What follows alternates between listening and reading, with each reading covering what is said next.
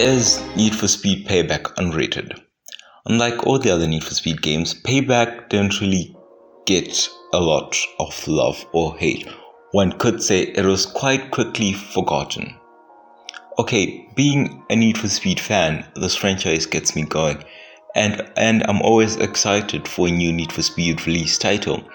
Payback sounded like they had managed to get the mix right this time, but once I got a chance to play this game, I was highly disappointed. Every Need for Speed game is compared to the benchmark of the classic Need for Speed Most Wanted and Underground 2 on PS2 days, and those games were amazingly fun, to be honest.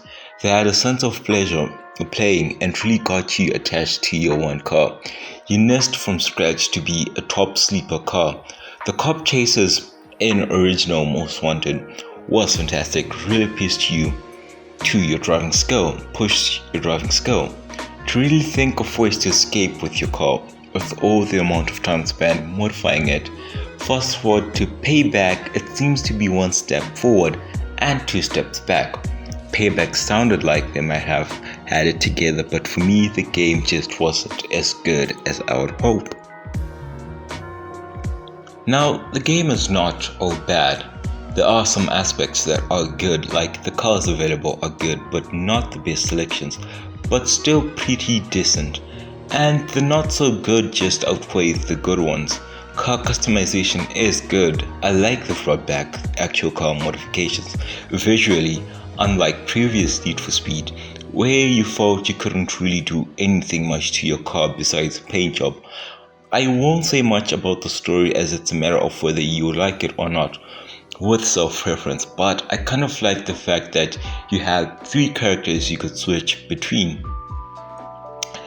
Now, the disappointment of the game comes to the whole racing feel and cop chases, which make the Need for Speed game itself. After countless hours spent on the game and races, I found them to be routine and really doesn't test the amount of time spent modifying your car's performance, because it becomes irrelevant as I start to know when on the road I'll be able to take the lead. When AI cars seem to pull back, that for me just made races feel programmed instead of testing each car's power and tune-up. Cop chases are simply pathetic and the worst I've seen.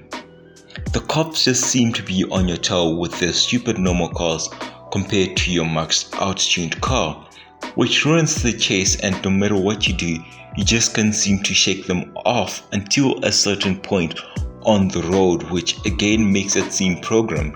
When cops can drop out the chase instead of the car outrunning the cops, like back on the original Need for Speed games, and to be honest, that's the whole reason why we play Need for Speed, to be those rebels on the screen and test the cops. Also, with free roaming, you're literally left with nothing to do but just drive and can pick up cop chases for the thrill of testing your car's power.